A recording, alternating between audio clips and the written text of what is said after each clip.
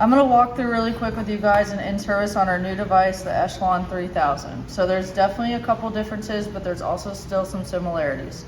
First thing you're gonna do, you will marry the battery right away, just as the old device. With this device, you will get haptic feedback. You can hear that software start to set. With this device, the biggest thing, as you guys will notice, the fins on the top are different. You can still rotate 360 degrees, but now we have powered articulation. So with the powered articulation, it allows us, because of our articulation joint being smaller and closer to the end of the stapler, it allows for 55 degrees opposed to the 45. Also, you have much wider jaw aperture, as you can see here.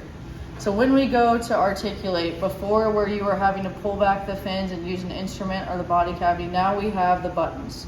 So we like to coach, our finger is gonna go on the bottom button on this side, and then our thumb will go on the bottom button on this side. If you want to use the top buttons, you can. We just like to coach bottom so it's not confusing.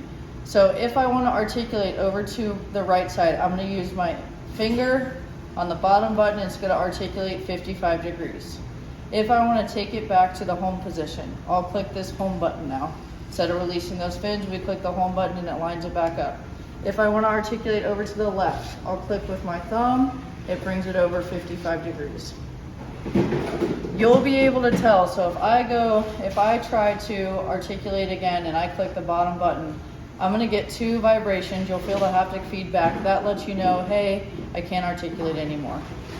If I want to go back, so say I rotate and I have now my cartridge on top, my anvil on bottom, and I wanna rotate back over to the left, the device is smart. I will still click the button, it knows it's upside down, and we can rotate it that way. Another big call out. Biggest thing for you guys, so before you release the fins, you just want to click that home button, which brings it back straight. Sometimes you might see it might not line up all the way. If that's the case, just click the home button again. That'll fix it and line it up. Super important if we're pulling out of a tro car, we want to make sure it doesn't get caught. Other things, in the event of a lockup, so say we go to close the device, we pull back the trigger, I go to fire, I will get 5 vibrations of haptic feedback. And as you can hear, hopefully, you'll hear that knife blade go forward. It realizes this reload's been spent, sends the knife blade back. I get 5 vibrations. Hey, something's wrong with the cartridge.